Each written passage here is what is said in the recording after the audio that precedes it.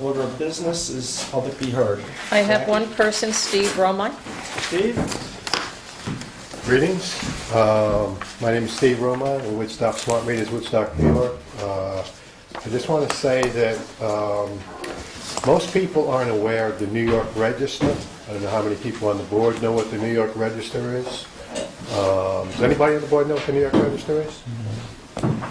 Anybody know what the New York Register is? Nobody, right? So, to make my point, the New York Register is the internet website of the state of New York, where they post all the things they plan on doing. And the Public Service Commission posts their things that they're about to do. For instance, deployment of smart meters. And back when they had the announcement for the one-way smart meters, either 300,000 people in Central Hudson's customer base, 0 people commented. Now, if everybody knows, I have a lawsuit against Central Hudson and against the Public Service Commission. And when I dealt with the lawyers, they told me, well, you didn't oppose the smart meters when they were coming out.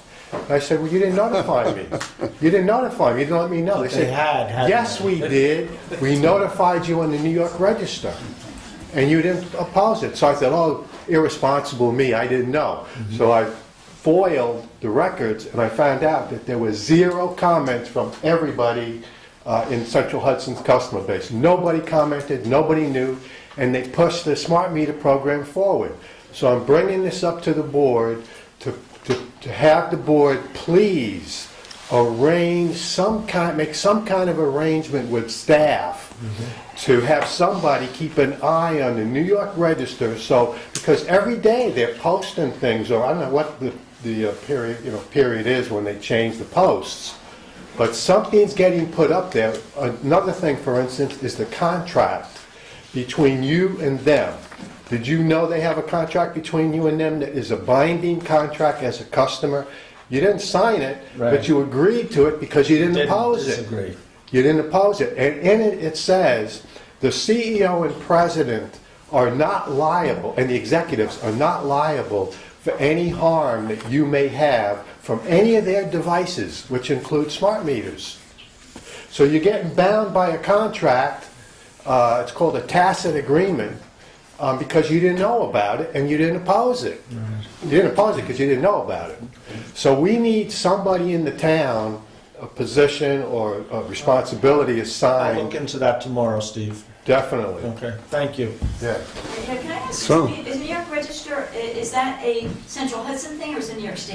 Yes. That is the New York State website that the New York Public Service Commission posts things on, the Department of Health posts things on, and other agencies post things on. So much for the joys of home So rule. Peter, you didn't sign up, but since we only had one person, we'll give you 2 minutes. And 2 minutes. We're going to ask you to come over here so that the audience can see you at home. Greetings, everyone, here and at home.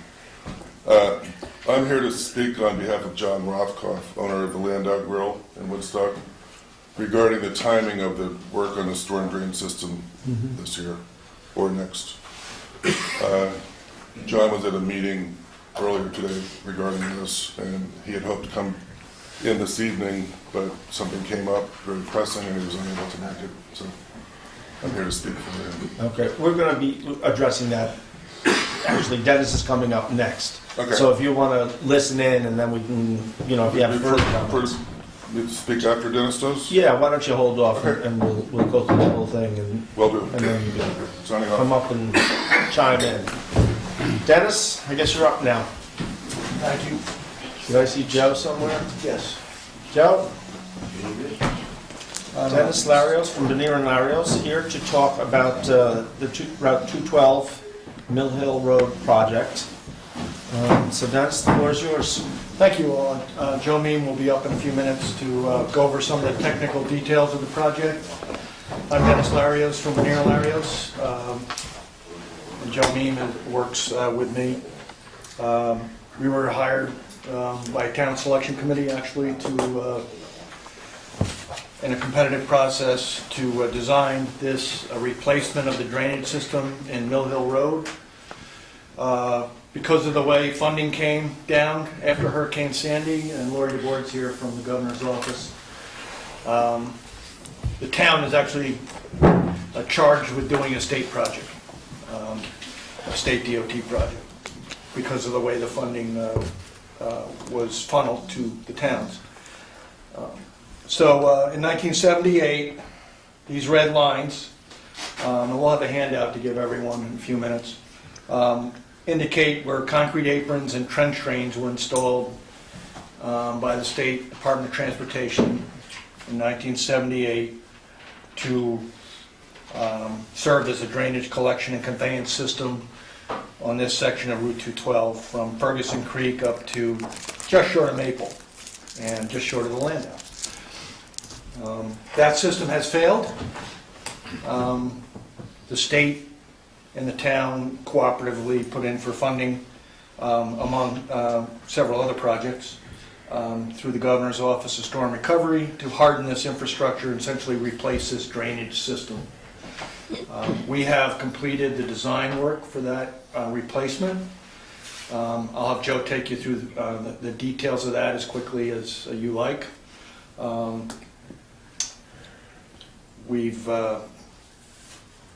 The DEC permit is required, and that essentially complete application and notice went to the paper today. So there has to be an advertising period and a comment period, so that permit is close. DOT has reviewed the plans at every step, 30, 60, 90%, and I think they're done commenting. So we've addressed all their comments and concerns, and now we're here to make sure this project is scheduled and sequenced to minimize the disruption to the community while this work is being done. And the work involves replacing this drainage system with a new drainage system and resurfacing the road, essentially, but about 1,660 feet in length from the Ferguson Creek up to Maple. We met with the Chamber of Commerce about a week and a half or 2 weeks ago to brief them on the project, and they set up a meeting of merchants, which occurred this morning, and we heard concerns and also suggestions, and so that's one of the main purposes of us being here tonight is, there will be some decisions that the town board and Gozer and will need to make with respect to the bidding period and the construction period of this project. I will say up front before Joe gets into the technical details is one of the first decisions or recommendations we made was to do this work in the evening on Sunday night through Thursday night. So there would be no work during the day. So there would be 2 lanes of traffic open every day, 7 days a week during construction. And there would always be 1 lane of traffic open in the evening. The daily trip count on this section of road is 10,400 trips per day. So it's a lot of traffic. very heavily traveled road. So the nighttime construction adds a premium in construction costs, but I think minimizes disturbance to the community. And I know from that first meeting, Dennis, there was some talk about an adjustment to the hours of operation. Right. So what are we planning for now? Well, currently, I think we're planning on essentially a 9 p.m. start of construction. We give them a window from 8 p.m. to 6 a.m. to work, but they work 8 hours within that window because there's some mob and demob every day depending on where their yard is, Right. where their materials yard is. So that's the plan. No work on holidays. No work on holiday weekends, no work on weekends, except starting Sunday evening at about 8 to 9 p.m. So that's one thing we're proposing, and we have written into the specifications to reduce disruption. This will be a disruption to the community. I mean, this is a major thoroughfare and major access into the hamlet. And there's, The length of the project? the length of the project is 1,660 feet. No, no. The timeline. The timeframe, please. The timeframe for the project is, it would be about 3 months, start to finish.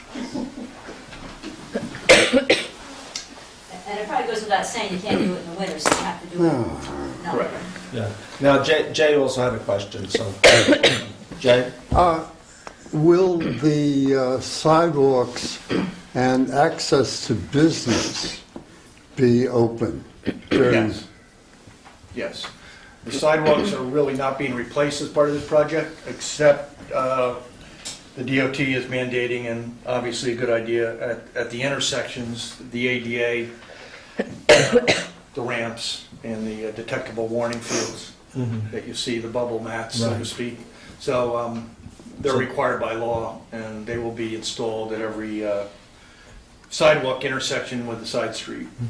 And how soon will the pedestrian crosswalks be replaced?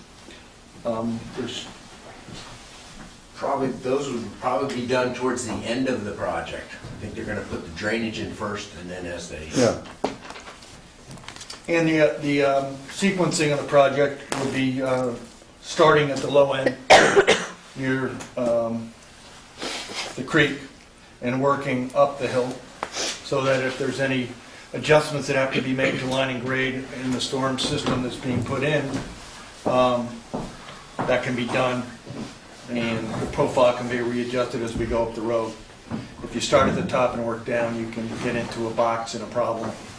You can box yourself into a problem. So that's essentially snapshot. So obviously, there's about a 3-month construction period from start of construction to finish. Now, before that starts, obviously, there's a bidding process that takes a month, and there's an award process that takes a few weeks in getting to contract, and then the contractor has to submit shop drawing submittals of everything he's using. The engineer's office, which is us in this case, has to approve those or reject them. And then his materials get ordered after his shop drawings are approved, and there's a lot of precast in this project, so there's a lead time there. So it's not like you could bid it on April 1st and start on April 15th. If you say we bid it on April 1st, the start date would be closer to May 1st or May 15th. So we're here to discuss the project, and I'm going to have Joe review the technical aspects of the project, the complications we faced in designing a new drainage system with respect to working around the city of Kingston water line, which is in the north shoulder, or right under the curb line, essentially in a very shallow 24-inch cast iron pipe that runs this whole length of the project. And obviously working around the town water line, which is on the south side of the street, and other utilities. And so I'll let Joe take you through the technical aspects of the project, and then we'll talk about scheduling and the input that we received at these two meetings. We brought a few handouts also, so if you want to take notes or mark them up as we're going along, you're welcome to do that.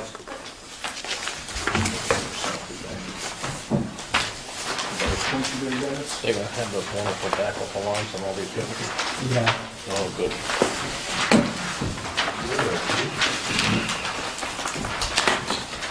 Oh, I know. Again, good evening, Town Board. My name is Joe Mean from Bernier and Larios. And what I'll walk you through is the existing drainage system and some of the constraints that we had when we were designing the new system, and then show you the layout of the new drainage system, and we can talk about some of the administrative details around it. As everybody knows, again, Dennis already mentioned,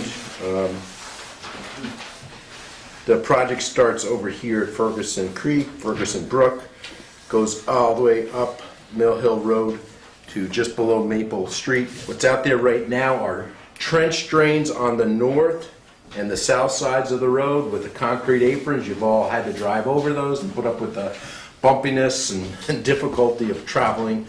Both of the The trench drain, as that you see on the ground, drops down into an 18-inch diameter corrugated metal pipe, which has been in the ground since 1977, 78 timeframe, and is rotted out and failing at this point.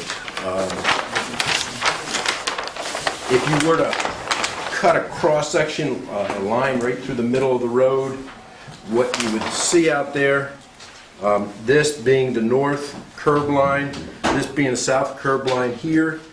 Under the south curb line, there is the town of Woodstock water distribution main. It's about 5 foot below the ground. That's this blue dot that I'm showing right here. Here's your road surface. This is the existing trench drain,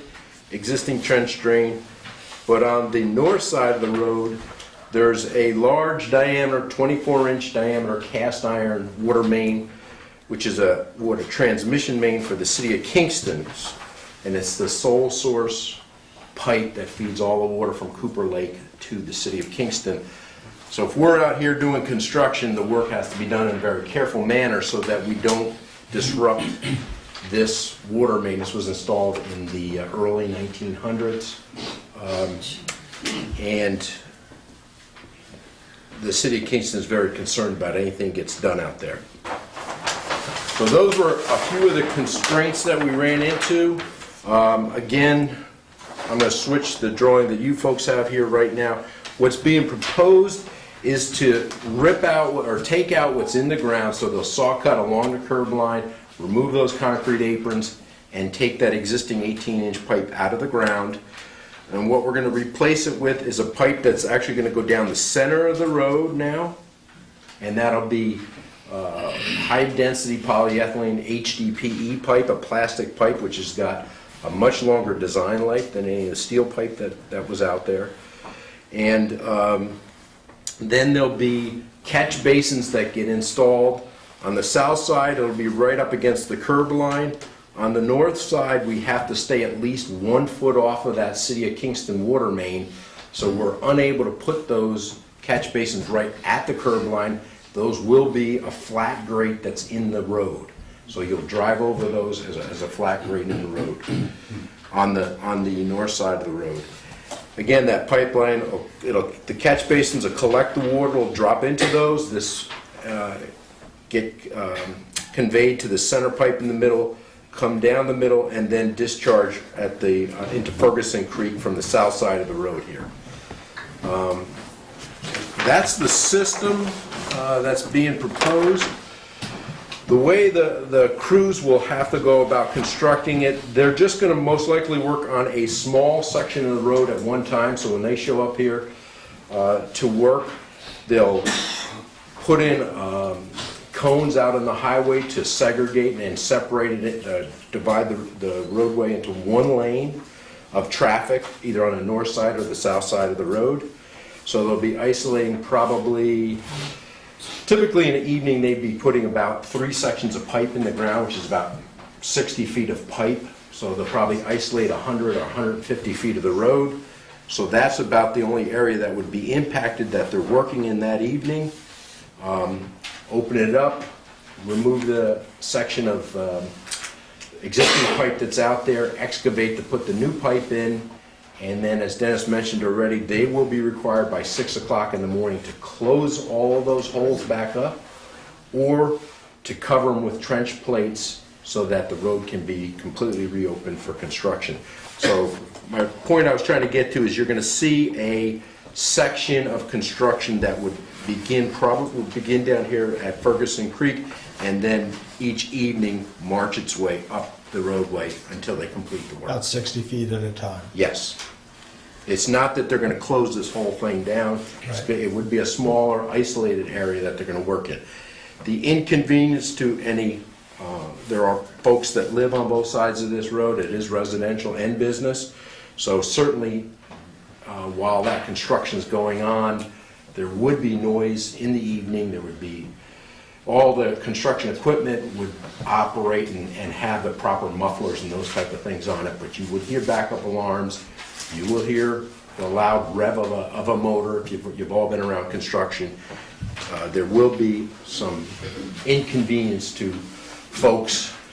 It's not gonna be the entire 3-month period, because then they're gonna move up the road, and it should only be for a limited duration. Questions, comments? Hold Yes? on, Jay's first, Laura. Jay? I've never noticed, is there no flooding below Ferguson Creek? I've never looked at that during the storm. The question that was asked, is there flooding below Ferguson Creek?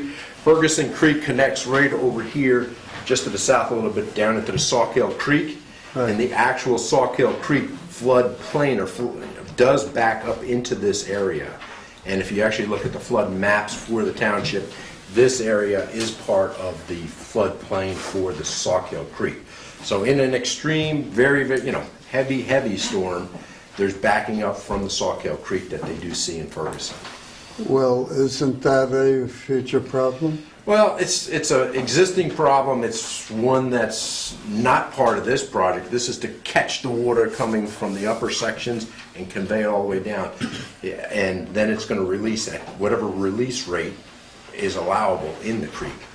To do what I think you're suggesting, you're talking about, that's a much, much larger flood control project for the Sawkill Creek, to open that whole thing up, and that was not part of this scope. Beyond the budget. Yeah, that's more like what they did up in Mount Tremper, years back, and I know they did in the Yeah. Rosendale area also, where they widened and deepened the stream. Thank you. Laura? But all to your question, Bill, as far as flooding on Mill Hill Road at this point, this isn't prone to that I'm aware of, so it's not backing up and inundating this, and we're not introducing any additional or new water, we're just taking water that's Right, out there right now right. and giving it a clear And shot to get to the stream. The problem right now is those strip drains plug up, and every time we get even a moderate rain, you've got water overflowing, and you've got a trout stream down the middle of 212. Right. But you do get the nice water feature at the bottom of the hill. Where This is true. it comes up better. Brook Lake. Laura, did you know? Yeah, I have a couple questions. So one question is, you mentioned that the water from the new drain is going to flow into the Ferguson Creek. Is that where the water today flows? That's a good question. The question was, I think I have my good here. Today, the existing system,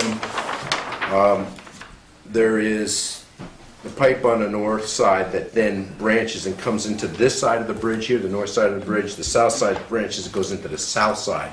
So it just splits. Two 18-inch pipes. Now they're going to be in a single 36-inch pipe that's going to come out on the south side. So it's the same volume of water. Instead of it being discharged on each side of the bridge, it's going to be on one side. To handle that, there's riprap stone that gets put in the bottom of the stream to protect it and dissipate that energy. Okay, that was my Yep. other question. Okay, so then my other question is, financially speaking, I know it was commented that being as this is going to be done nighttime, it'll be extra cost. Now, I thought that we were getting a grant for this. Is the town of Woodstock picking up any extra cost because of that, or is the grant covering the whole cost? The grant will cover the whole cost. But it's eating up more of our grant's money. Oh, okay, but we only get as much of the grant as we use anyway, right? Correct, but it It's getting to- it limits us to only 2 projects instead of a Oh, okay. possible 3. Gotcha.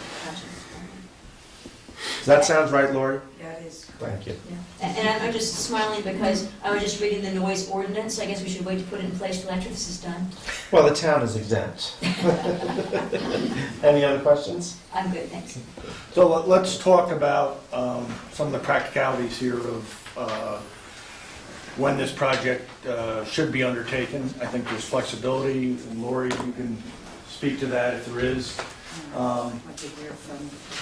The hope was obviously to get this project underway in 2018.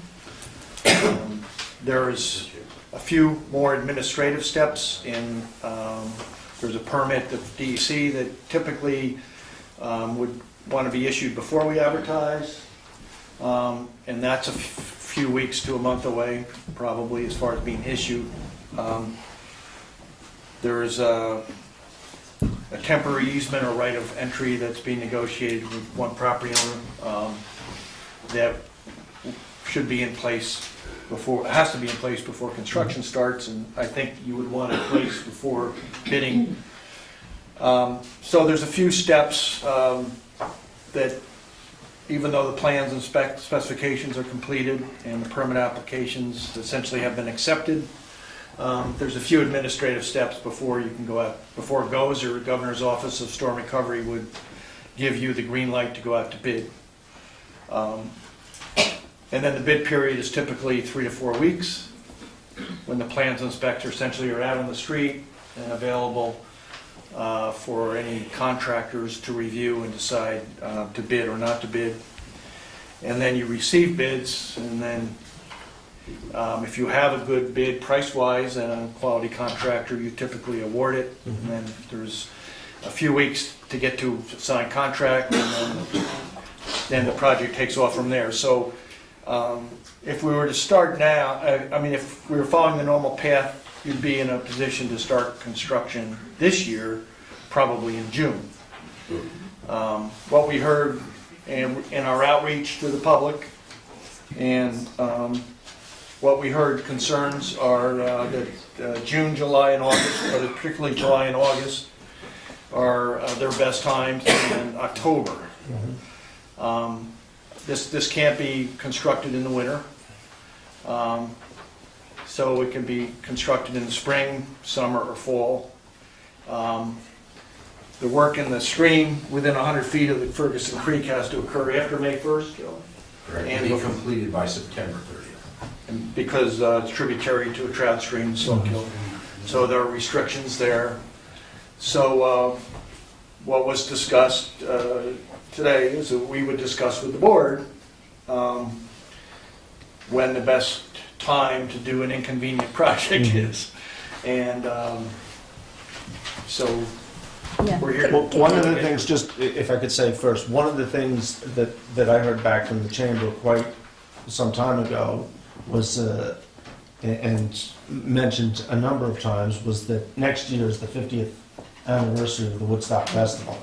And so there was a great desire on their part to see the project completed this year, is to not interfere with any potential uptick in folks next year. So that was one of the things that I've been preaching to the engineers for 6 months.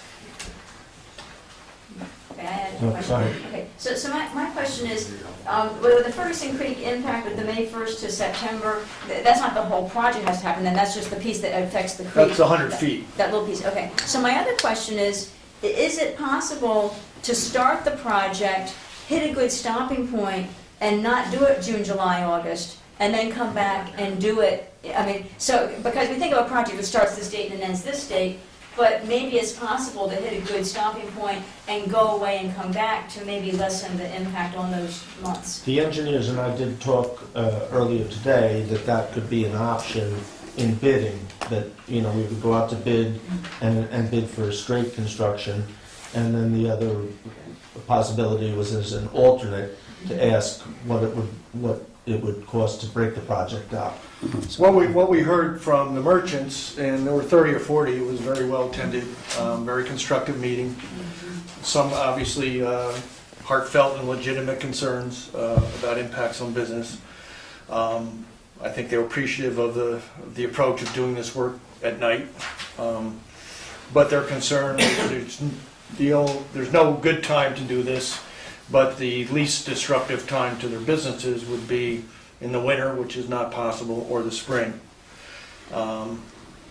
If we should start the project and get May and June in and get half the project done, then have to come back in the fall, it didn't seem like a good window of time in the fall that would be acceptable. Yeah, August and October, only leaves you September in the middle to do it, it's not a lot of time. But the other comment that I did want to make, though, is even though you're cutting this road down to one lane, depending on where you are, people can get around. I mean, from Pine Grove Street to Deming Street, people can kind of get off and go on a back road. From Deming Street to Maple, only depending on which way they're going, it's a one-way road. But it just seems that we may want to communicate alternative routes while this is going on. At night, there shouldn't be that much of a backup, I wouldn't think. But there are some alternative routes that people can take. Yeah, and it is the plan to have the road open to 2 lanes of traffic every day Right. during the construction. Now, there could be an emergency or 1 or 2 days, there's a pipe break or something happens, but, the plan is, and the requirement in the contract will be to have 2 lanes of traffic open, east and west, essentially, 7 days a week during the whole construction period, during the day. And at weekends, you're night, not there would be a concerned? flag man, Yeah, so 1 lane could get through at a time. yeah. Around that 100 or so feet of work that would be being done in sections. And then weekends, you're not doing anything, so everybody's got the whole weekend, which is, I think, the busiest time, I would say, in the summer, Correct. is the weekend, so you're keeping it open then too. Jay, you had a question? I believe that the greatest protection that Woodstock can have on this project, from the choosing of the contractors to the final opening up of the champagne bottles when we're done, would be to have Brinier and Larios overseeing Well, they will be, yeah. every inch of the way. Well, we were keen to do that, and we will have an inspector, PE, or a NICET level 2 or 3 inspector on the job every day. And that's also a requirement of the DOT permit, that this work will all be done under a DOT permit issued to the contractor, and obviously a DEC permit issued to the town. And there is a requirement for a full-time inspection, and we were selected for that. I don't know if that was a blessing or not, but That's included. at my point in my career, I like easy projects. This isn't one. Come on, Yeah. And talking about. will that also include your overseeing the choice of the contractor or contractors? Well, here's how that works. In New York state law, you are required to take the lowest responsible bidder. Right. If we review the bids and the references of the lowest bidder and it turns out that we don't feel they're qualified, there's a process you have to go through to disqualify them. You can do one of 2 things. You can reject all the bids and decide to rebid the project, or you can give a hearing to the lowest bidder who you feel is not qualified, based on our review and reference checks, etc. Now, on a project this size, I would like to say it's rare that you would get someone that would be disqualified. But, you can get an A contractor, a B contractor, or a C contractor. The C contractor would still be deemed qualified. If you get a D or an F, you go through the process or you rebid. I hope he goes away, but but the courts have ruled, and there's cases that, and there are performance bond requirements here, so, contractor will have to have, be bondable up to the full amount of the project, which is over $1 million. So, there is a point that we will be sitting down after you receive the bids and evaluating the bids and making a recommendation to the board. And the best thing is, let's hope that we get a quality contractor. We probably will. If we don't, we'll deal with it at the time, but your choices will be to give that person a hearing while you want to disqualify their bid, and/or you would throw out all the bids and rebid the project. Good. That relieves my anxiety very much. Dan, Yes, sir.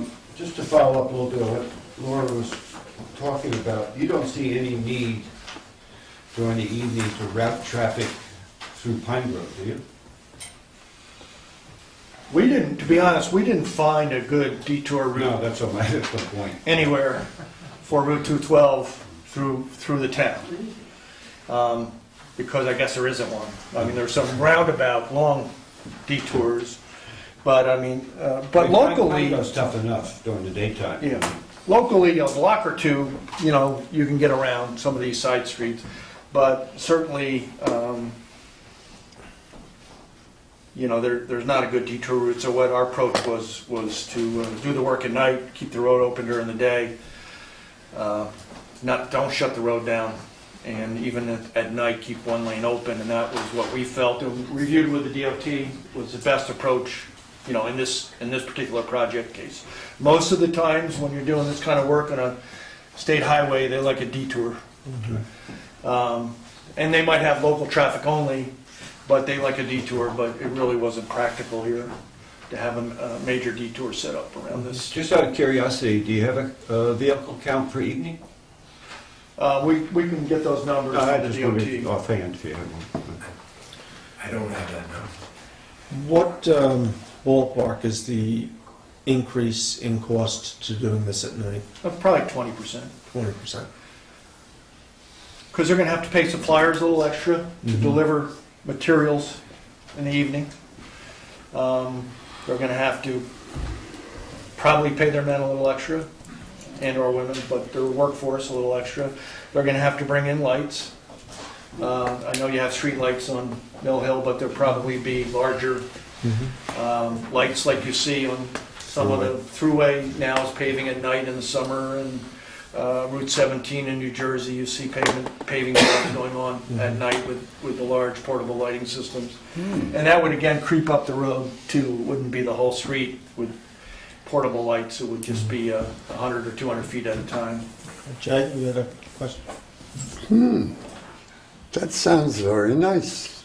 What about the traffic control signs? This sounds like a splendid opportunity to take care of some stupid signage along that road. In particular, I don't see it on the map, but at the former gas station, which is on the hill, there is a road sign that says 15 miles an hour. Did you know that? I didn't see that. Yeah. But Yeah. Jay, but I will tell you that there was a committee Laura and I were involved with that is looking at that whole section and better signage. That report is due out in another month or so. Well, I know that was one of the signs we talked about, actually. yeah, I would like to suggest to put 20 miles, okay, for your gang too, 20 miles all the way up the hill, 20 miles after you get around the bend, and 20 miles during the passage of the bend. It's insane to have 30 because nobody drives at 30. The DOT put a 15-mile-an-hour sign there, going only one way up the hill. There's no 15-mile-an-hour, much less 20, coming around the corner and then down the hill. we will take that back to DOT, and maybe your committee can too.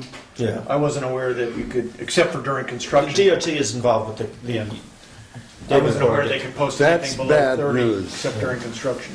I think that is to do with the term, actually, and it's Yeah. it's poorly worded. And DOT is bad news in my book.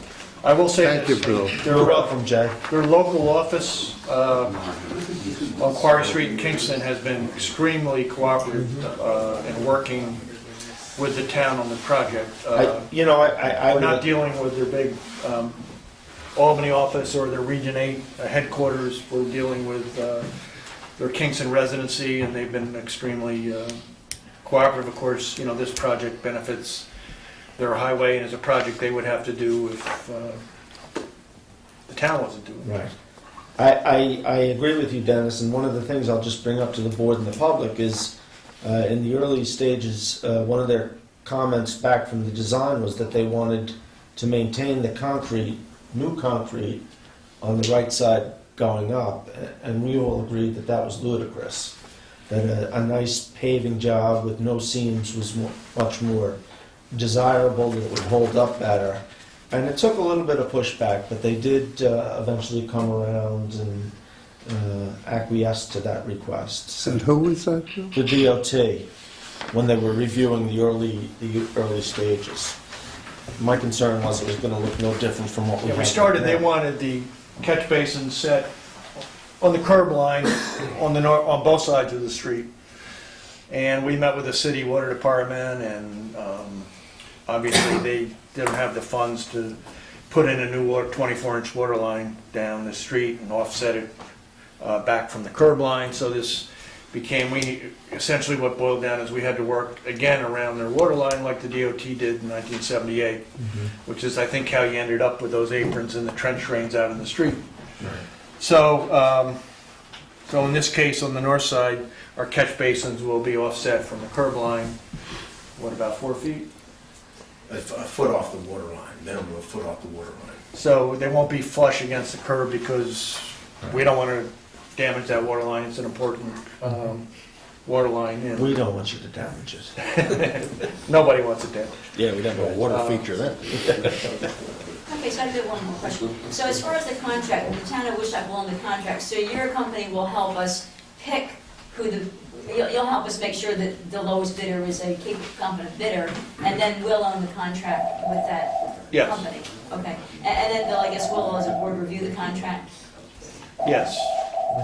And Yeah, okay, I just want to make sure, because in my view, every contract should have milestones in it so that we can make sure that progress is being made. The worst thing you can have is a contract with the milestones at the very end, and if you see no progress, you have nothing, you can't do anything about it, because you So have to wait till the... those will all be built Right, into. so milestones throughout the... yes, and we Stan's talked has about, been the another thing we contractor, too. discussed with the merchants was working with the town to put in weekly progress reports and next week's schedule of work, and maybe getting them on the town website, and maybe even on the chamber website as well, so that they're aware of, okay, this week, contract's gonna be working from Elwyn up towards Pine Grove. So that's gonna be the zone of construction for, the coming week. And so, that kind of information we can, again, through our on-site representative and working with the town offices and the chamber, get that information out. And we also will have a pre-construction meeting that both with all the stakeholders as far as the city water department, the town water department, the DOT, Central Hudson, but we'll also have a pre-construction meeting with the merchants so that the contractor's schedule will be laid out, their initial schedule. And you guys, some of you guys up here are contractors, the schedules aren't always followed to a T, but they're your best projection. But right up front, the contractor will be instructed to provide his schedule to publicly. That'll be shared with the merchants and the residents on this street. And also he's gonna have to work, as he goes up, he's gonna have to work cooperatively with the property owners for their mutual benefit, quite frankly.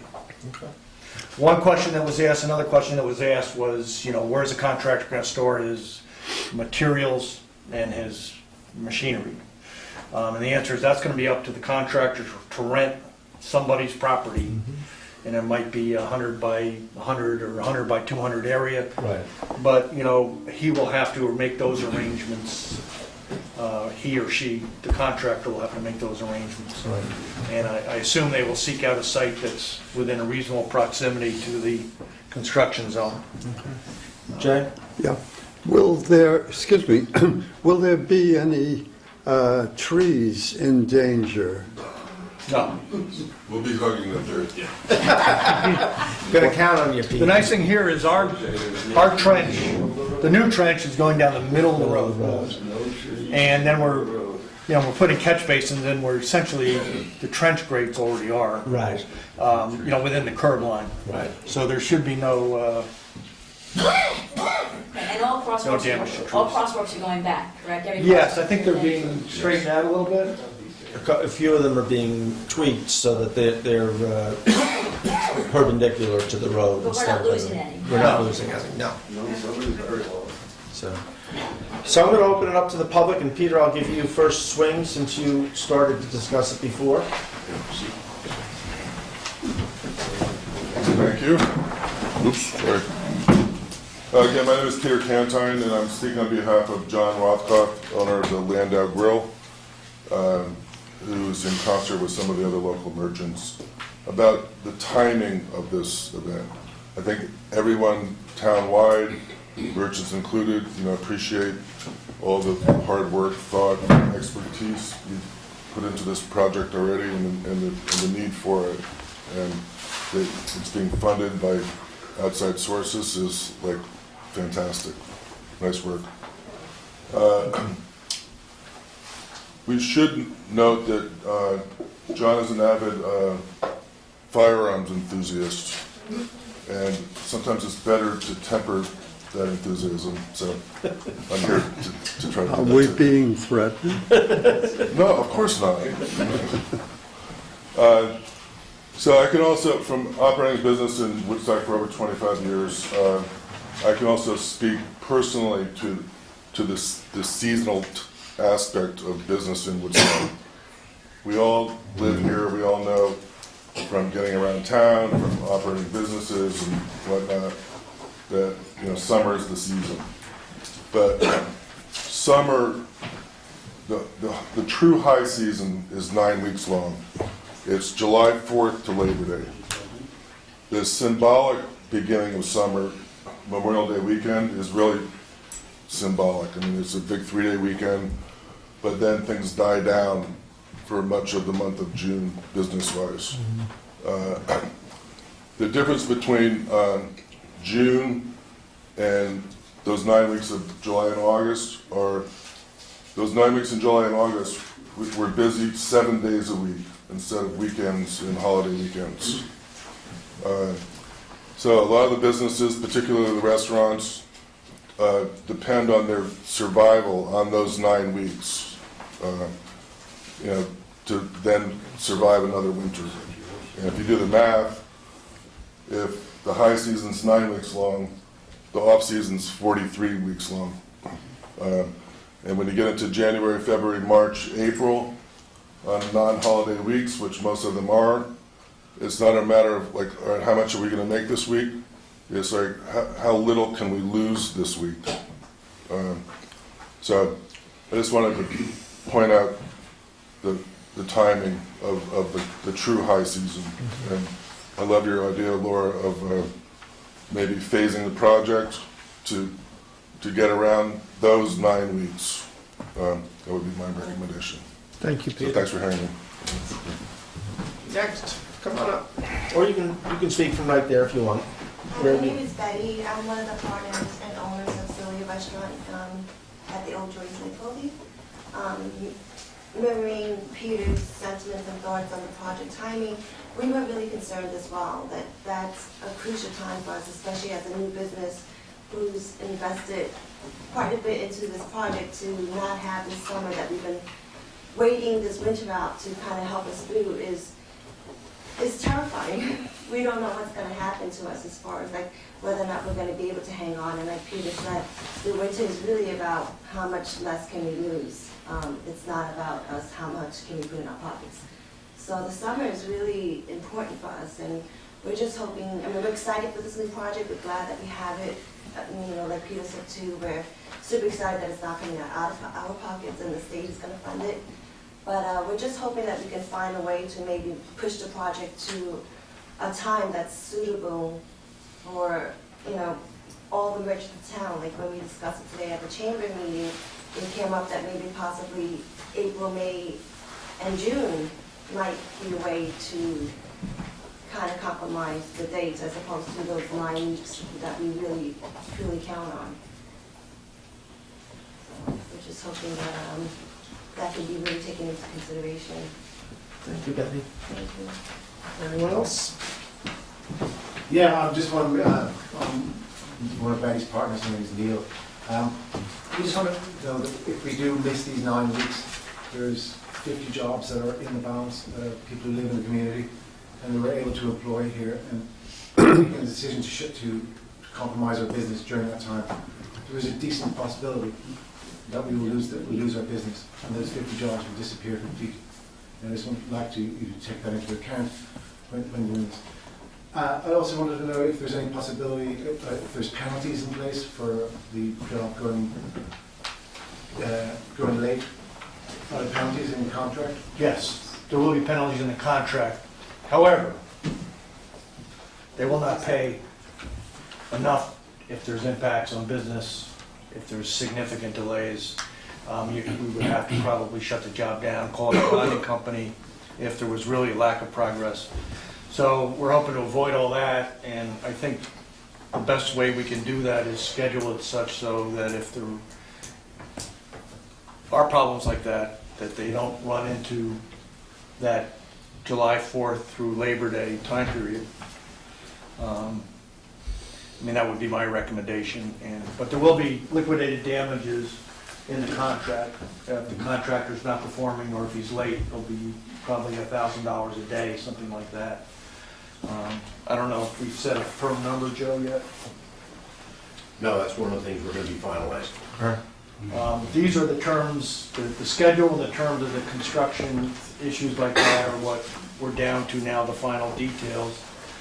And getting the public's concerns out on the table were very important, the last few meetings. And then we sit down with the town board and come up with the final plan, so to speak, and Gozer obviously as well. Right. Neil and Betty, Terry, I'll be over to you. What are your hours of operation? Well, during the summer, because at 10 p.m., that would have been my next one. We went out a big deck that we're depending on to create some revenue to get us through these winter months. And it closes at 10 o'clock at night. If we can move the construction to 10 to 6, as you said, it was an 8-hour window. Is that a possibility? Yes, and I think somewhere along the line, maybe with DOT, would really love the road open at 6 a.m. Because that's when traffic really starts to flow. Obviously, it picks up from 6 a.m. on. So we like to give them time to finish their workday and then get their equipment out of the way. Where's your business particularly? It's Sylvia, it's a new restaurant. Oh, okay, you're with her. Okay. It's possible too that in certain work zone areas, we can have slightly different hours than. You know what, Dennis, before we make any more promises, let's... I wouldn't promise. No, I know, It's possible. but possibility. Let's have Joe take a look at the traffic, and maybe we can shift, Get a distribution of the traffic Yeah. flow. and the time, and... Obviously, we'd like to start as late in the evening as possible, but still give them an 8-hour workday. And then... So that means trucks arriving and starting at 8 p.m. and then work starts at 10 or 9? Yeah, well, trucks start arriving typically, at 10? they'll be mobilizing for a half an hour to an hour before they actually start digging. That will be damaging to our business also. The trucks up and down the road? Trucks up and down the road. At that time of the evening, it's a quiet evening, you have a dinner outside, trucks start backing up, people start... I'm sure that's the case at the Landau too. Yeah, and I know Jay likes the construction lights, but they might not be flattering over dinner. Actually, the project stops just short of his Right. business, but Okay. Terry? I think one of the questions would be, we can ask Dennis, how possible is it you can start in April or maybe the last week in March?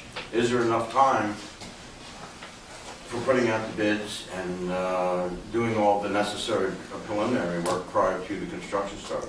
well, we're gonna have to have a little, and we've already started these discussions based on this morning's meeting with Gozer and the town to see if there's a way to accelerate the process right now so we could be in the ground mid to late April, I think would be the earliest, and get most of the work done before, by the end of June. I don't know if that's possible. I think more likely we might be bidding the project next November and December, awarding it in January, giving plenty of time for the contractor to get all his equipment approved and purchased and delivered to start April 1. So you're saying 2019? That's what I'm thinking, but again, this is a discussion. Keep in mind, though, that inflation, wages go up, the cost of the project goes up Yeah. if we wait a year. Dennis, what about, you mentioned 3 months. What about September, October, November? Is that just too tight? Well, first of all, the November gets tricky. A lot of times the blacktop plants close, mid-November, but it depends on the weather and what jobs are out there on the thruway, so to speak. But I've seen the blacktop plants stay open until early December. I've seen them close November 15th. So November is very iffy. I would say you can count on maybe 3 weeks in November. Suppose we did something like. We heard that October was also a big month from the merchants, obviously because it's fall foliage season. But suppose we did September, October, and next April. April, May. Something we need to discuss. Okay, so we'll look at all these options. But one thing to consider is if they're doing 150 feet at a time, they're not going to be in front of every business all the time. Correct. It's only going to be 100 feet every night. Yeah. I thought it said 60 feet at a But- time, Bill. Maury, Well, but they got. But there'll be a little Things overflow. bit- 60 feet a night, but there'll be, Lori? I'm just wondering, and of course, this is, engineering is not my forte. We talked about trying to break this up. Is it possible to do some work if we're able to get our bids out and our contracts negotiated May, June, stop, and then come back and do additional work in September, October? Yes, that's possible. more expensive? Well, then the question is, you could also break this into 2 contracts and bid the lower half of the project as one contract, have that person go up to, say, Pine Grove, button everything up by the end of June, and then have a second bid for fall or next spring. Right. That takes it from Pine Grove up to Maple. And that's what I suggested earlier, is that we could bid this out 2 ways, where we do it straight construction and then split it into a spring and fall project. When you say button up, do you mean paving and everything? Yes, Good. because I don't want to leave No, that's all, yeah. the street looking like Right. downtown Beirut We or don't. Kabul, It already does. for, It does now. We're fixing that though, or the goal is to fix we that. want the street finished shortly after the drainage is finished. That means paved curb to curb and striped. Did you, My question was asked, Bill, was September, October, November. I'll ask you a question. If you're going to do a significant amount of paving and you're going to be late into the season, can you contract with a paving provider to stay open and provide you with the material you need to pave? You can always get someone to stay open. The big pavement provider in the area is County and Industries in Kingston, and the quarries on Route 32. They stay open generally till around Thanksgiving, but if it gets real cold, they'll close it a little earlier than that. If it stays warm, it might stay open till the first week in December. There's other pavement plants that will stay open depending on the volume, but DOT will only allow pavement to go down in certain temperature conditions as well. And, the paving that will be done here will be done, must be done to DOT standards. And they will also have people on the job. So,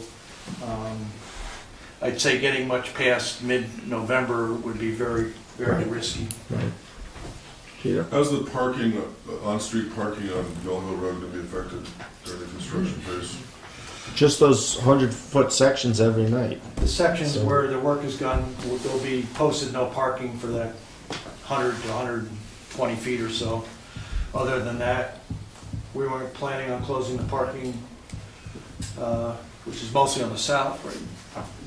Yeah. Right. Yeah. All This Only on the south. All in all. All This right. will change the virtual parking spots that we have. Jeff? Well, there are a lot of people who are understandably concerned about their businesses along the corridor. You talked about this 24-inch Kingston pipe that's made in Cooper Lake. I'm just wondering, I don't know when it was installed, but... 1921, 22. Okay, so it's an old pipe as well. Yes. Has there been any consideration as you dig up the road that this pipe itself might be compromised? Because Yes, the worst thing you would happen would be a total boondoggle to do this whole project, and I don't mean to be too facetious, just a little bit, but it's every couple of weeks that there's another sinkhole in Kingston and another water main breaking. The worst thing that could possibly happen is to have this whole thing all planned out, and then this beloved pipe blows. Okay. I'm just wondering if there's Very- a plan B. Yes, yeah, there is. Plan B, good question, excellent question. First thing, this particular line is a gravity line, not a pressure line. coming from Cooper Lake to the water plant in Xena. So, which is good because it's not under pressure. But it is a very old line. We've met with the city. They're going to have a certain number of repair clamps. We're going to have it in the contract that will be on, basically on call, and where the contractor will get paid a unit price to put a repair clamp over the city water line, or I should say over and around it, should there be a break during construction. And there's a chance there will be a break or two. And in that case, we have, a short period of time to get the repair clamp on the line. And you saw, you might have seen on the Freeman a picture of a Jeep getting pulled out of the Sawkill Creek down in the town of Kingston, Sawkill area. A few winters ago, the city's main trunk line coming from their water plant to the city broke right in the middle of the creek in the most severe time of winter. And it was blowing, obviously leaking badly, and the city had about a week in that case before the Binnenwater equalizing reservoir, which is their storage at the city level, was going to be empty. And it was tuck and go. And then we had a car almost ended up parking over that pipe, which was encased in concrete a few winters ago, replaced and encased. But so you never know what's going to happen, and it's an old system. Now, or maybe So Joe, we'll be ready for it. you might know better. How many catch basins are going down the north side? There's 8 of them. 8 of them. Yeah. So those are the only spots that are really going to Where be they're close. digging close. At 8 locations, they're digging Right. up close to the curb line. Right. So the one good side about this whole project is that most of the work, vast majority of the work, will be away from the Kingston water line. So, not to say that something can't happen, but Yeah, it's just kind of like the old rule of thumb, you're replacing a timing belt, you replace a water pump, because Right. they're in there. right. We suggested they replace it. Steve? Yeah, I'm just curious if there's been any collaboration with Kingston. You're tearing up the whole area. Why isn't the whole water line getting replaced at the same time that this whole road's being opened up? They don't I have don't want to speak for the city other than we've had that discussion with the city and their particular projects that they're under the gun to take care of and bond and spend a lot of money on our Cooper Lake Dam. And they're being forced because the DOT is building a roundabout at Colonel Chandler Drive, Albany Avenue, and Broadway, to replace all the 1880s water pipes that are under that complex right now. And that's, they've asked for authorization to borrow up to $1.5 million to replace that system, which was a surprise to the water department. So they would love to replace this line. I don't want to speak for them, but I mean, it's just, it's not high on the list. it's not, they've got other pressing priorities. I think they're under an order with the DEC to do something with the dam, safety, and, which is a very expensive project. I don't know the details of it, other than I know they're talking $5 to $6 million, I believe there. So it would be great if they could address this, but It'd make our project better because then we could do curb drains on that side. Right. So it's unfortunate, but there was no wiggle room there. Anyone else? Any comments, questions? I just want to say. Just let me finish up with the Sure. public. Sure. Any public? Anybody? Betty? Just going back to the timing of the project, I just also wanted to add that October is, even though it's not the best 9 weeks, it's still a really good month for us as well. So if we're going to talk about maybe breaking it up, if we can maybe try to leave October out of it as well, that would be appreciated. That becomes a little more difficult, and the reason I thought October, at least it's, the use of the deck is going to be a little less likely, especially later at night. So, but we'll take it all into consideration. And then the other thing I just wanted to note was that I know you're talking about it being worked on 100 feet at a time. When we had spoke earlier in the meeting as well, I mean, you're digging up this concrete dust and everything, so it's not going to just contain to the 100 feet. There's dust and debris that's spreading, so the likelihood of diners wanting to sit out in patio with this going on is, Right. not probably like ideal. Okay. Yeah, just also September and October are really tough months for us to lose, speaking on the retail side, not the restaurant side. And I do understand, I mean, there's such limited opportunity to get this project What time is going. your store open now? I'm open actually till 8 or 9 o'clock because of the restaurants across the street. And what's your business, what? I have the Tinker Toys Okay. right in the center of town. And by then, you would be in that month, right up in the center of town, I would think. At the end of Pretty the- close to it. You're above Yeah. the Landau. You're above the Landau, We right? won't be in front of you, but we'll be down the hill from you. Down the hill. So you're not gonna be, Half a block. you won't really be affected, We would hope not. yeah. And if you're, yeah, famous last words. I'm Betty? sorry, this is my last comment. I was going to say, I think town overall is going to be affected. People will find out that there is construction going on, that it is a 3-month project. You know, you have a lot of people that come up with day trips even, or even renting homes in the surrounding area, that might decide not to come to Woodstock for the day, knowing that there's stuff going on. And might want to just go to Rhinebeck or Hudson or all the other neighboring towns and just bypass us completely. Okay. Because, you know, last year when we did some work on 212, on Google Maps, it came up that the road was closed. Right. And Well, that's we're not gonna list the road as closed. So I just, you know, that's my only concern, you know. We're not, there's not gonna be any detours, no road I think closures. that we're construction site the whole 3 months. Okay. But it wouldn't be closed during I the just day. want to throw out that even though I know it costs more money, but just to think about it, I mean, with the restaurants, the businesses, you know, the tourists coming in, I think that spring and spring would be fantastic, but I don't know if the budget can handle We're it. considering everything, so. Laura, did you have, Well, I guess I'm kind of, yeah, well, now that all this new information in the last 2 minutes came up, yeah, I was going to say, let's make sure we preserve the 9 weeks, but if we also have to preserve an extra 2 months, so all of a sudden it definitely chops things up. And I would think it's nicer to have, I know you said one idea was to get 2 different, you might be able to have 2 different contracts. And I guess my thought is, it's nice if you have the same company, you get some continuity, and if you gain confidence with them, it would be nice to have the same company back. Spring and spring is an interesting idea, but then again, you said that we wanted to avoid the 50th anniversary of Woodstock, because who knows what might happen then. So I would have thought that it should be doable to preserve the 9 weeks, but if now we're talking about preserving 4 months, and then you can't do it 4 months, and we're not ready to do it now, we really tie our hands. So I worry a little bit about trying to, I hear what you're saying, September, October, you want to preserve those too, but, they've already said they're not going to do any work on the weekends, and I'm not sure, are you busy during the week, September, October? They're not doing any work on the weekends, and they're not doing work at night either. So is that still bad? What's that? It's, She says Sunday through Thursday, correct? Yes, Sunday through Sunday Thursday. through Thursday. It's a Friday and at night. And at night. So is that really going to hurt you in September, October, that people are there during the week, Monday through Friday a lot? wouldn't be that too bad. Yeah. I mean, but spring would be better. I mean, it does affect, people do know construction, I'll go to another town. So I'm sorry, Sunday would be a work day?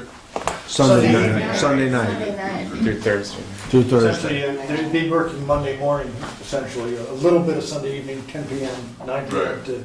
through Sunday morning, or Oh, Monday you're morning. gonna love that traffic leaving on Sunday. Reggie, did you have any comments?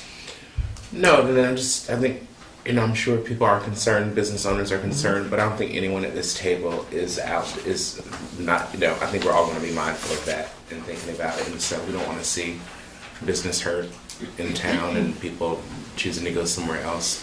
I do like the fact that it is, there's no ideal time, or the perfect time to say we would do it. We can't do it because of, And I think we huddle. so. We all huddle after, now that we have heard the concerns and obviously, the constraints that we can't work in the winter. So I'll just go through the, Richard, we any? can see what, No, my only concern would be also estimating the extra cost if you split things up and how that works.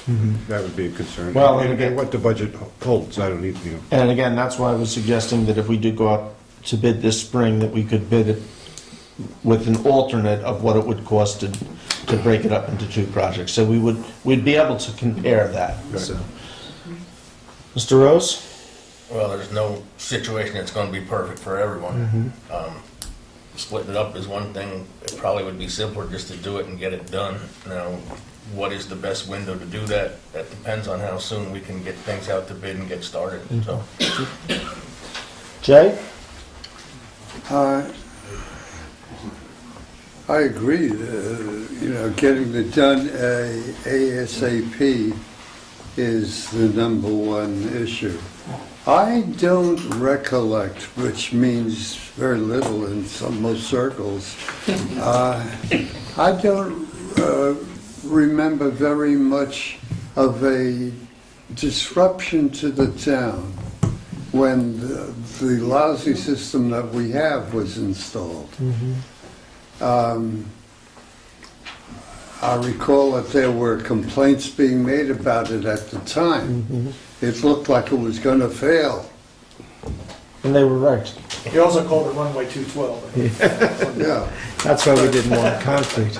But that system, that work occupied the exact same length of time, length of distance that this project will. And since that was, in my mind, such a screwed up thing going in as well as subsequently, I don't feel too concerned about this other than taking into everybody's concerns. Okay, thank you. Yeah, and just if I can summarize, I know you kind of, I spoke for it. Yeah, so my position is preserve the 9 weeks and do our best with everything else, but not touch anything during the 9 weeks. Okay.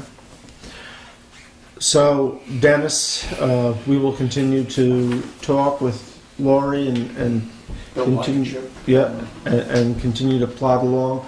Paul, I'll use you as a conduit, you and Randy, to get word out. So I asked all the merchants to keep tabs on the chamber, your chamber emails, or call my office, 2113 extension 17 if you want updates, but I'll feed everything through Paul and Randy. So I thank you all for coming, and we'll keep you posted.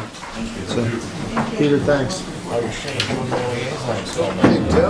You don't have to leave now.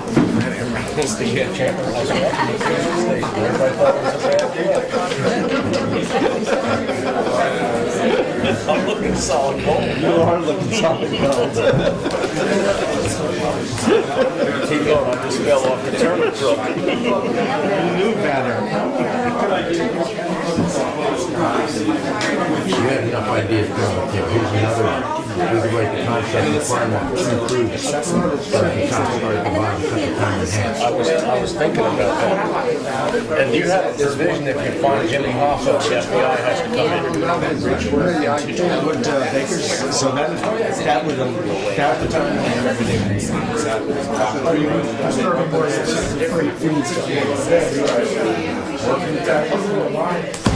but if we could start at the end of May and get it done by the end of June. What do you think that does? So, he just came up with the idea of 2 crews. Did it to require 2 crews at the same time.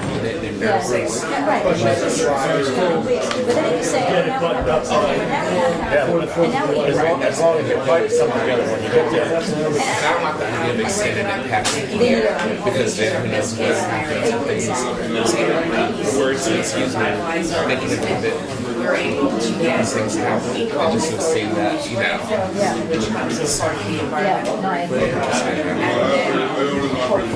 I agree.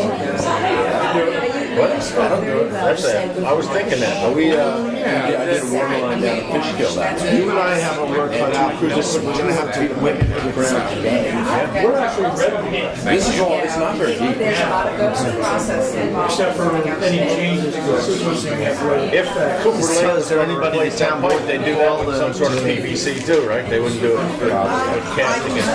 The only saving grace there is 24-inch cast iron, thick pipe. But you and I should, we should work on the message, because I don't wanna say anything that's. Sawkill where the water runs over the street. Nice to meet you, we spoke on the phone. Pipes sitting right up on the street, just like that. You can see it, exposed. I'll have to go look at it. At least they got concrete over it, and the sawkill there. Walk down the side of the brook, it's right there. Was there only one case? Is that what we all got? I take care of it. I tried to tell people what it was, that there's two places, one in up Oh, no, I put it in my account already. I took a picture of it, click, it's gone. and I tried to tell people what it was, nobody believed me. I said, that's Kingston water. I tell you, I like the two crews because that's the least likely to impact the cost upwards. So two crews working, so Start one at either end, or, I don't know, we'll talk tomorrow. did you consider moving to 2019? I don't know whether it's That makes me nervous though, because we're gonna have inflation is coming back. It makes me nervous as well. Obviously, we don't have a major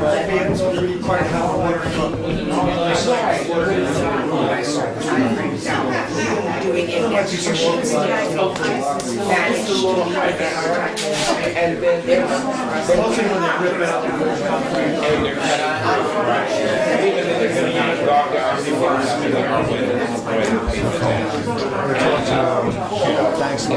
Thanks for coming down.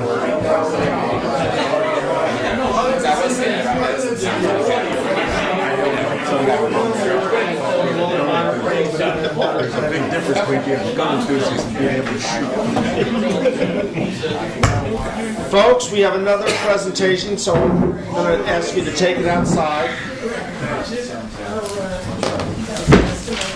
The floor is yours, Iris. Thank you. For those of you who don't know me, which is nobody in here, I'm Iris York. Thanks for the opportunity to speak about the cemetery. As you know, a few of us lot owners got together and we formed the Woodstock Cemetery Advisory Board. And we are comprised of 11 members. I know that sounds like a lot, but everybody wanted to be on the board. So we are 11. And our mission is pretty simple. It's to protect the interests of the lot owners, and by providing some oversight and also advising on cemetery matters. So the first thing that we thought about was the wish list. Was what? The wish list. So, does everybody know what the wish list is? No? Okay. All right. The wish list is a one-time shot at getting some funding from the State Division of Cemeteries. So you put together this wish list and you send it over to the state, and they have been quite amenable to giving all of the items on your list, including some heavy items like equipment. So they've been really good about that. So you get this just one-time shot, and that's for when municipalities take over an abandoned cemetery, so you get that one time. So we put together a list of 8 items, and I'll go through them. The first one, in no particular order, a backhoe. We wanted a backhoe dedicated to the cemetery. I know that in the past, you know, they used to have one, but then when they don't have one, they rented or they borrowed.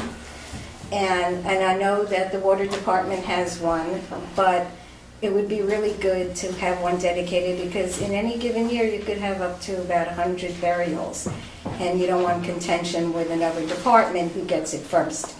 And why not ask for it? Because if you don't ask, you don't get it. So that's one of the things on the list. And then there's also the grave heater, to purchase a new grave heater. The one that we have is old and dangerous and could blow up at any time, so a new grave heater is on the list. You're gonna give me all this in writing. I will. As a matter of fact, I have copies for you. I didn't want you to read ahead, so. So I'm making you listen. Yes. Oh, did you say something? Yes. So I never heard of a grave heater. Is that if it's frozen? Yes, It's frozen? yeah, Okay. And so then there are the like repair and replace items. So you have the trees that need to be trimmed or taken down. The access roads, all of the access roads need repaving because they're cracked and they have potholes and they're uneven, so all of them really needs a lot of work. And then you have fences where trees have fallen down on sections of fences, so those have to be replaced. Then you have the maintenance sheds that need to be looked at to see if you need to repair or replace that. There are also stones that are headstones that are like this, you know, instead of like this, even leaning on someone else's. So that has to be looked at to reset the stones. And then the final thing on the list For some are... reason I thought they said nothing, that headstones couldn't be included. Cannot be what? Included in the wish They're list. private property. Yeah. And we can look at that. Yeah, you can look at that. Yeah, if you need to modify the list, I certainly, whatever needs to be taken off, because you can't put it on the list, fine. But any of the other items, you know, we want to be sent. And if you can think of something else, be glad to, you know, put that on the list. And the last thing are the stone pillars. There are 4 pillars in the entranceway. 4, that's 4. And those need repointing. Not that you have to replace them, but the mortar is starting to crack out and stuff. And then you have the southwest pillar over at the Beazle House. And that one is in really bad shape. That's missing like giant stones. So that one is definitely needs to be replaced. So that's the list. So the next thing that you would have to do is get the estimates, because we can't do that. So, you know, whether you get it from the highway department or the maintenance department or somebody from the outside, that's up to you on getting the estimates. But you will need to provide that. Okay, so that's it on the wish list, although at the end, I'm going to talk about the application process. So the next thing we thought of, well, what else can we help you with? And what we came up with was, since you're all new at it, that it would be good to let you know all the things that it takes to effectively manage a cemetery. Some of them are quite obvious. Like dead people. So some of them, you know, like I said, are quite obvious with maintenance, you know, right? The grounds, you know, the leaves you have to do, and you have to keep the equipment up to date and good, you know, good working order. And then there are, you know, the mowing and the blacking, and sometimes though there's, you know, the ground settles, so you need to fill in around the stones and reseed, and then there are people who leave their, you know, flowers, but they don't come back to remove them when they die, so you want to clean that up as well. Then there are the administrative tasks. You know, you are an active cemetery, and we're still selling graves. So you need to sell the graves and lay out the lots and update the maps and the deed book. And I know Michelle is doing the deeds, but of course we have to provide the information. She doesn't know what it is to write. What do you mean you have to provide the information? Well, I don't mean me, but whoever is selling the grave, because you can't really sell the graves from the office. You know, you can look at a map and you can see, oh, that's an available lot. But people want to see, you know, do I want to be by the fence? Do I want to have a great view of the mountain? I don't want to be near this person, but I want to be near that person. So it's very, very subjective. What's eternity? You know, and you have to, and then you have to know, you know, you want to be in a monument row, you want to be in a pillow row. So all of it has to really take place on site. So Then there are the burials. Okay, that takes a particular skill and knowledge. You have to interface with funeral directors and monument companies, opening and closing the graves, and you have the installation of the liners and the vaults, which an outside company does. And so but you have to oversee it. And then you have the installation of the footings and the foundation. And then you need to have some knowledge of different religions, have different customs. And so, for example, in the Jewish faith, you've got unveilings, you need to know about placing the cloth on the stone. And then, of course, you have to be there at the funeral to make sure that everything runs smoothly. There are also disinterments. Somebody is moving away and they want to have their parents move to another location. So, you have to be also really knowledgeable on the equipment in making sure that as you're digging, you're not disturbing your neighbor on either side. These graves are really close together. And then you'll get some people who, they come to the cemetery and they want to know where, let's say, an ancestor was, or they come and they want to know where a famous person is buried. And in fact, I was in the cemetery, I don't know, it was maybe a year or two ago, I was in the cemetery, and there were a couple of people in there asking me where this famous person was, and so, people do come wanting to know where people are buried. So it's nice to have somebody, that's not like one of those mandatory things that somebody on site, but it's nice, to have that. So is that what the committee's gonna do? No, Okay. that's just one of the things that would be nice to have somebody who's there all the time, just in case, there are people there. So I am actually going to read this one paragraph. So we believe in order to effectively manage the cemetery, a full-time on-site caring and compassionate person is required. An on-site person provides the benefit of also monitoring the cemetery on off hours to watch out for vandals, dog walkers, and the like. And that has happened, chasing kids out at night, making sure that they're not up to no good, and there have been dog walkers there who, you don't walk your dog in the Leave cemetery. packages, right? They leave little packages. What? They leave little packages, the dog They walkers? leave little packages, yes. The skills and knowledge necessary to manage the cemetery already exist with the previous superintendent of the cemetery, Shay Cox. For a smooth transition, it is of the utmost importance that he remain as such.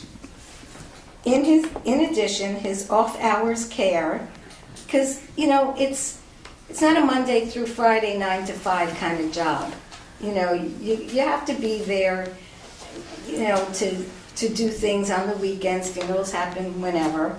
And so, we really wanted to continue with an on-site person.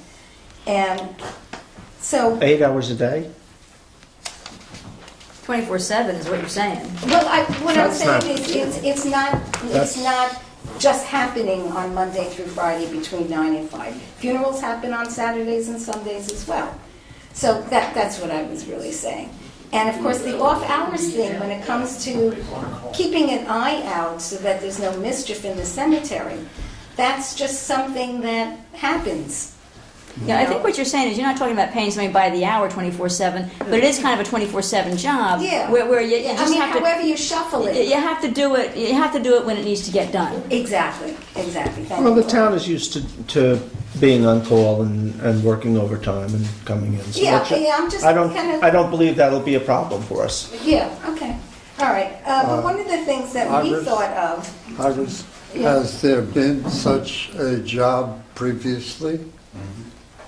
Well, Shay was the superintendent of the cemetery, so he Right. was there 24/7 because he lived there.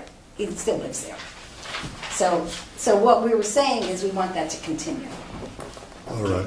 Got it. And what we were also saying is about his off-hours care because he does keep an eye out when he's really not working, but that he could continue to live in the house that he's living in, and we're recommending, of course, rent-free. So That's not gonna happen. that's- That can't happen. Well, Because it's against the law. No, it's not. Yeah, it is.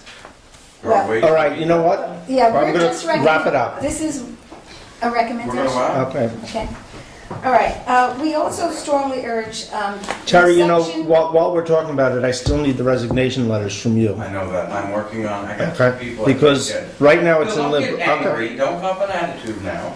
You know, Okay, so can I just, I'll wrap up. Let me wrap up. Iris is doing great, so let Iris keep going. Keep going. Okay. Section G and Section H are not filled yet, and so we're strongly urging that that remaining vacant land stay for cemetery lots and not be used for anything else. Okay, so I am actually going to give you, okay, thank you. I'm not finished, but I'm going to give you this anyway now, so that you can see something on there. So each one of you gets one. Okay, so I will conclude. Okay, so the first thing that we are advocating for is to be sanctioned by the town board as a town-sanctioned cemetery advisory board.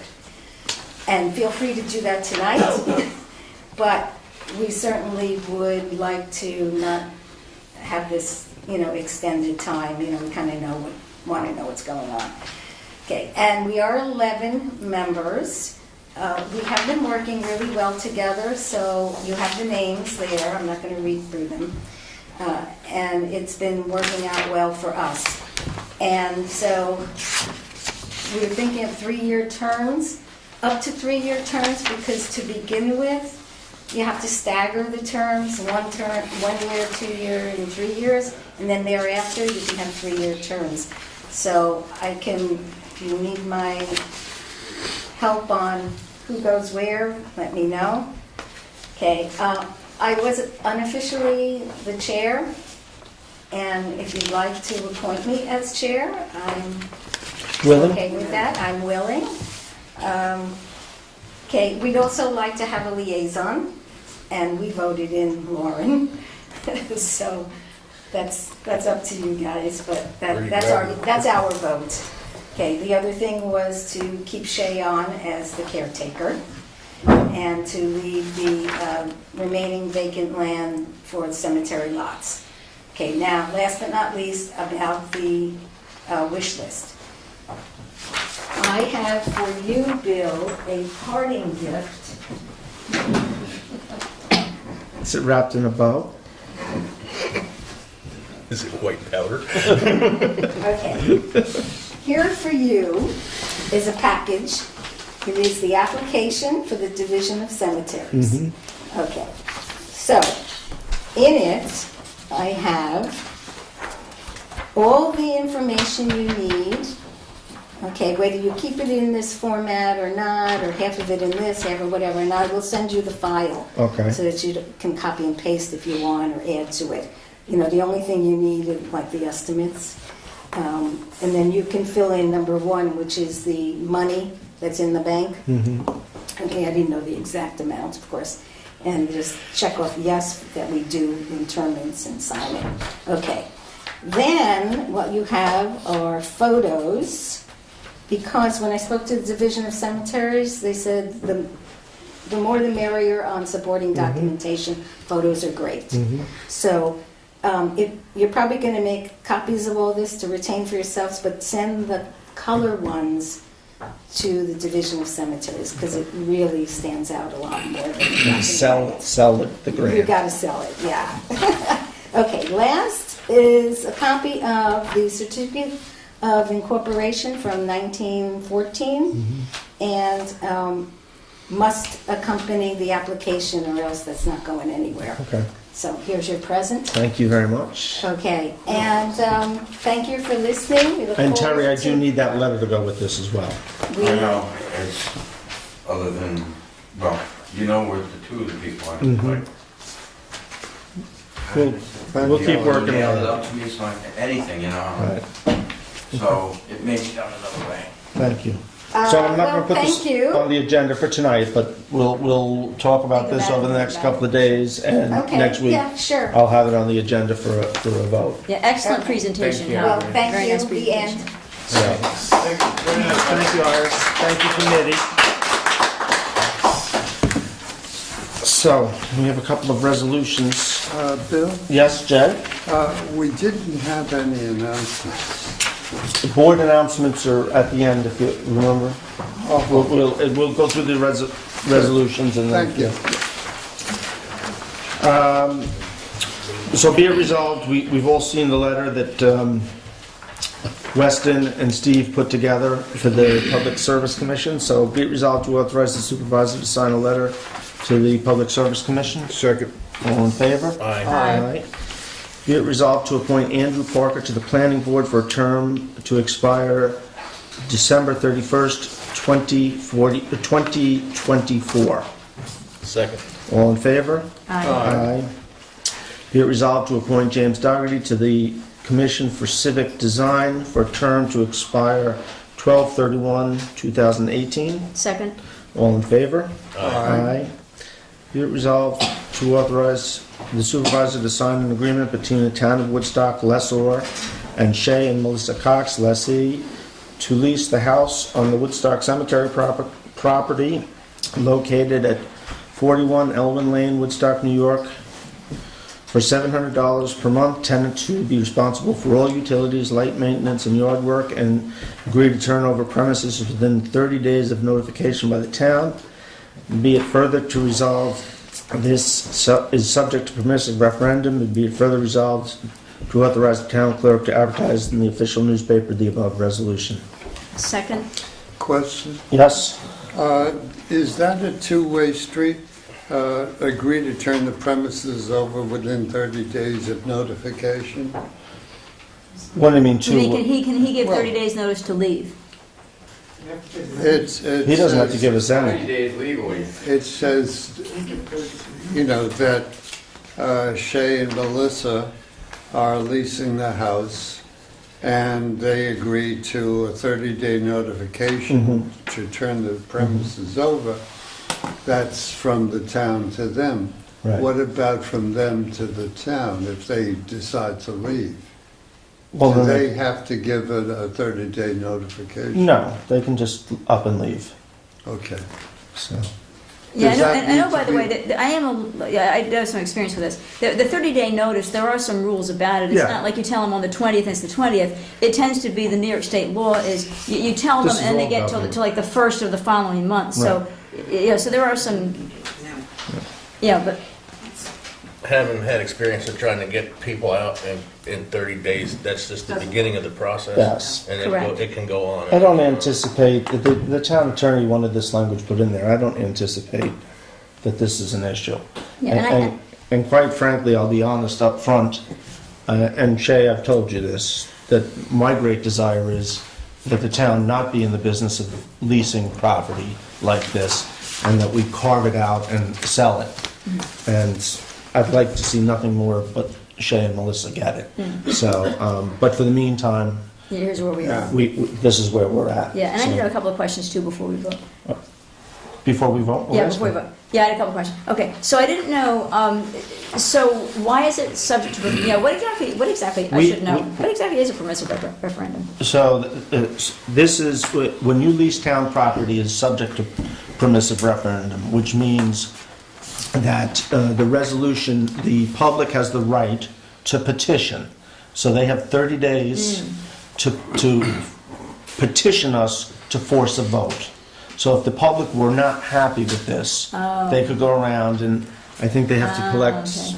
150? 5% of Petition the signatures. signatures. I see, and then we'd have to put it up for a vote? And then we Wow. would schedule a And vote. that's a law, it's the law, the law is the law, so there you go. Correct, yeah, there's no way around it. Some things are mandatory referendum. This is Okay. subject to one. Okay, and then the town clerk regardless will put in the official newspaper, this is happening. This so- is part of the So, referendum. so people will know and they have an option of doing the permissive. Okay, Correct. gotcha. I don't imagine that we'll get a petition on this, but What kind of time window do they have to, Thir- if someone, they have 30 days? 30 days. 30 So days. this takes effect in 30 days. I just want to clarify, and Terry maybe, but all the paperwork is officially transferred and all done, and we own the house and everything?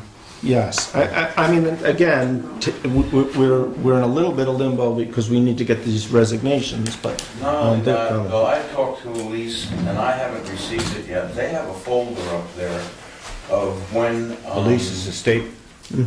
The state has a folder with all the information when this house and the property were transferred. When Butch Yeager, She did say that, yeah. you know, she's got it all, and I said, could you please send it down? You don't need it anymore. Now, I don't think you've gotten it. No, I haven't received And I it yet. haven't received it. You But know, I she's- didn't know who she was gonna send it to. I think but- she said she was gonna send it to the town. And it's, I mean, it's all the information on that transaction. That's got the deed, in other words. And I don't remember if there were any covenants in it as far as, you know, his demand for whatever. I don't know. I had seen it, but man, she's got, you know. But other than that, there's. I don't know if she's waiting for the official letter or what the holdup is. And she didn't say she was gonna send it immediately, but that she did have it and she'd get it to us, so. Oh, okay. Okay. So who seconded that? I did. You did, okay. Any other No, questions? I'm good, thanks. Okay, any other questions? All in favor? Aye. So we'll see you in 30 days. Jay, you had an announcement? Yeah, question. Reggie, this may be very unfair to you because you haven't had any chance to prepare as far as I'm concerned. But this is Black History Month. And I wondered if you could tell us something about Black History Month. I would encourage anyone that's interested. I think they can. There are plenty of resources, and Kingston's got a great program going on. But I feel kind of like that feels weird. I mean, I imagine you don't mean any harm, but yeah, I think people are informed enough that they can get information. Yeah. Thank you, Reggie. Thank you. I will tell you, Woodstock is not immune to slavery, Jay. Pardon? Woodstock was not immune to slavery. We had approximately 20 slaves at one time or another up till 1829, 1827. Well, yeah, I've heard that too, but I've also known that slavery was enforced in other communities around here. Matter of fact, when I was working as a cabinet maker, I built a kitchen in what was, years ago, the living space in the Mender's home out on the, on top of the river. And it was a dark, dark, dark room. And it was no lighter when I got finished because the owner insisted on using teak in a dark room. But, and I know that there are many other places around here, communities that were subject to slavery. Mr. Rose, any? At some point, I want to stop by and talk to you about how much money we have for the television station. Because I've had a meeting with Spectrum, I had a meeting with a bunch of the producers, and I'm having a meeting with, hopefully Friday, we're going to set it up.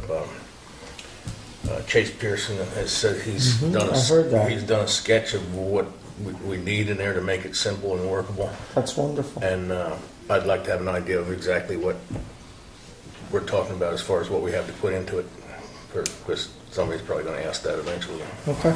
Lauren, when you're dealing with them, would you let them know that they need to renew their passes? They're gonna go down to dispatch, and dispatch is gonna deny them access. So tell them, send them up here to renew their passes. I will, Okay, up to my office? I will get the word out to them. Okay, thank you. And isn't the budget in the budget? Have we had an annual budget? Yes. I don't have that in front of me. I'm gonna say it's around $5,000. 4,500. What? I think there's 4,500 left. Why, would you Already? spend money? Did you spend money already? What did you buy? Huh? What'd you buy? I bought a grave. Oh, great. Okay. For who? You. But it's one here. Okay. We're going in the funny direction. Move Yeah, to I adjourn. know. I'll second that. Bill, I still have the announcements. You didn't get all the way down here. Okay, calm down. Well, you did, I heard you say move to adjourn. You didn't do the same. Calm down. All right. Yes. Wait, can I go? Yes. Or you can go there. Go. Well, no, he's going on the road. I can't Okay, hear hey, a thing. folks, shh, still, oh, Two quick things. 2 months ago or 3 months ago, I announced the state of New York recognized the Bellows House as a historic registry. yes, we got a letter. This week, we got a letter that the house has now been recognized and listed on the National Federal Historic Registry, so it's in Washington now. Congratulations. Yeah. Good job. Federal Historic Registry? Federal. George Bellows. Joyce Bellows. And And where is that located? Bellows Lane. Also, we met with the church, the folks of the Christian Science Church, and they're excited. We're talking about building a bridge across the little creek there, so we can, between the church and the bicycle shop, basically, you have to walk out into the road to, because the sidewalk ends, so we're talking about, along with Mr. Rose there, we're talking about building a bridge across that creek on the other side of the wall. And we met with the church, and they seem very excited. And come spring, we get to work. So maybe you and I and the other geezers could meet down there later this week and just look at a slight redesign. Yeah, they would like us to, did I tell you, they would like us to stake it out just so some of the membership could see it better. But you can't, the three of you go, though. Yeah, they can. Lauren and Bill and Just announce it Richard? to the public. Okay, and it's an open meeting. It'll be an open meeting. Yeah, anybody that comes by will. Put them to work. We'll set the time. Because we may be able to simplify it from the DOT standpoint if we made some minor adjustments. Yeah. Simpler the better. Yes. Laura? Okay, I had two things. Okay, so first of all, where we last left off last month, we were talking about the climate resolution, and just let the board members know. So we were waiting for the WEC to meet and discuss it so they could weigh in. They got snowed out since we've had our last meeting. They've been snowed Not out once, but twice. So they have not met, but I talked with David Gross today, and he's okay with us proceeding. So I've sent the copy out again to all of you, just sent it like an hour before the meeting. So you all have one more copy. There's been no, and the WCO has it. It's been sent to them and they're gonna. Twice. And they'll weigh in if they have any issues. Well, it was sent to everybody, the WC and the town board, January 18th, and I just sent it again now, so people have a second chance to weigh in. Nobody, every piece of input I've gotten, I've added, and it's been about 4 weeks since the last piece of input. So I think that we're good to put it on the agenda for next week, and so everybody has the next couple of days. If you see anything last minute, let me know, but I think we're good. Everybody agrees we're good to go ahead and have it on the agenda and have our Woodstock climate resolution, so coming soon next week, we hope. The other topic I wanted to mention is a comprehensive plan update. I'm looking at Iris because she'll tell me if I do it wrong. But anyway, so there is a public meeting coming up, but it's really, the public, just like public can come here and listen in, the public can come there and listen in. Where we are in the phase of the comprehensive plan, we went through a lot of public input and public feedback. We had an open meeting and everybody meeting. We've had firehouse meetings, we've had subject matter experts come to the comprehensive plan committee. So tons of input has been received, and the phase that we're in now is getting experts together to take what we've heard what people have said, and to take that information and work it into some plans. So that's what this meeting it is. There'll be people by invitation who will be the speakers at the meeting, it is an open meeting, but on February 27th, Tuesday, February 27th, at the Woodstock School, starting at 6:30, there will be a comprehensive plan meeting for the people who have been invited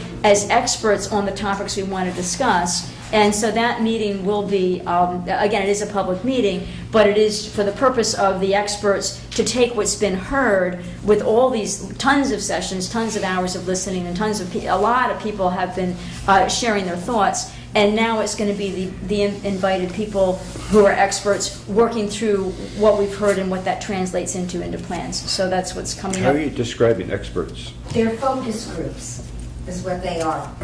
Yeah, like Matt Rudikoff is the town planner. He would be an expert in So there town are a planning. few people in each focus group, and they're all separated. So as far as the public, I mean, they could come if they wanted to observe, but everybody's in different rooms. It's not really for the public. It's Right. focus groups by invitation only. Yeah, but just like here, people can sit in the chairs there and they can weigh in, but this No, conversation's no, here. No, in there, they're not weighing in. Okay, but the conversation really is Just here. like they really can't weigh in here. Exactly, they can't really we- weigh, just like they can't weigh in here, correct? Yeah, and You so got it. it's only observation from someone who is not really invited. So it's really for the focus groups. Yeah, but it's a very healthy part of the process, because there's been a ton of listening up until now, and converting that to plans is extremely critical. And so a very nice, healthy list of people invited as experts. Excellent. Nick, I'll just, and you may write something about this in the paper for Thursday. You were one of the people who raised the issue about the poor condition of some of the sidewalks. I'll let the rest of the board, who may or may not know, I did receive quite a number of complaints about the condition of the sidewalks that we are not responsible for, the snow and ice buildup. And you know, I am a little frustrated because I feel like this board has worked more closely with the chamber and with the merchants than previous boards. We've done a lot of nice things. We're working on a number of things, but there's got to be some give and take, and the merchants have to keep the sidewalks ice and snow free. The law requires it, town law, chapter 197, and it permits us to issue tickets, and it permits us to go in and clear and then bill for it. I know that the building department went through town yesterday handing out notices to this effect. So we're not trying to be punitive here, but one of the issues that was brought to my attention a while back in a chamber mixer was the lack of circulation on the western end of town. You got to take care of the sidewalks, and you know there's no circulation there.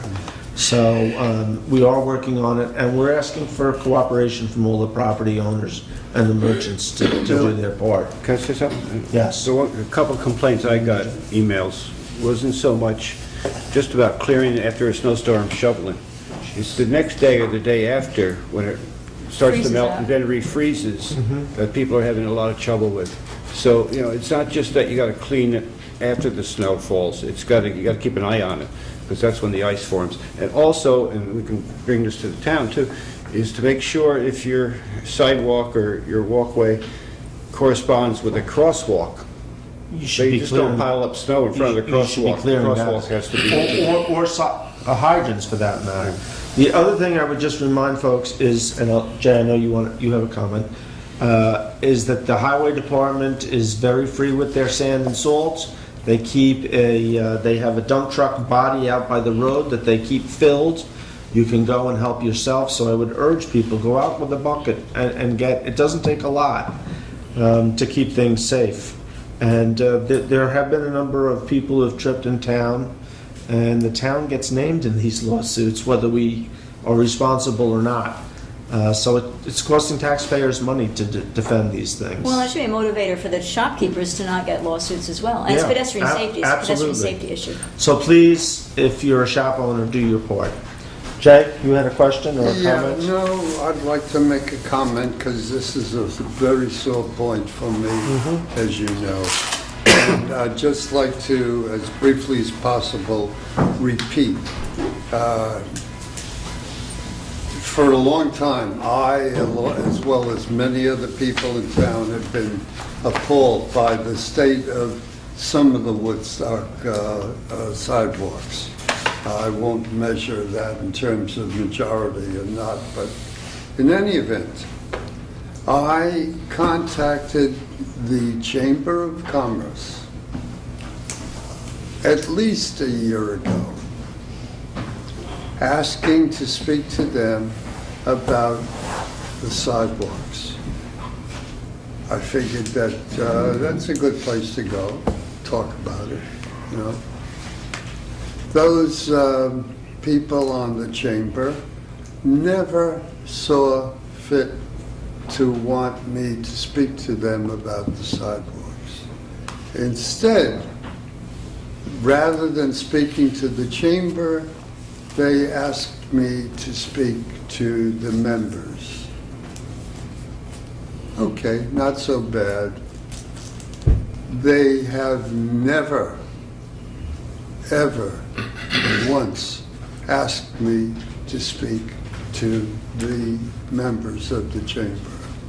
In other words, and they know damn well what I wanted to talk to about.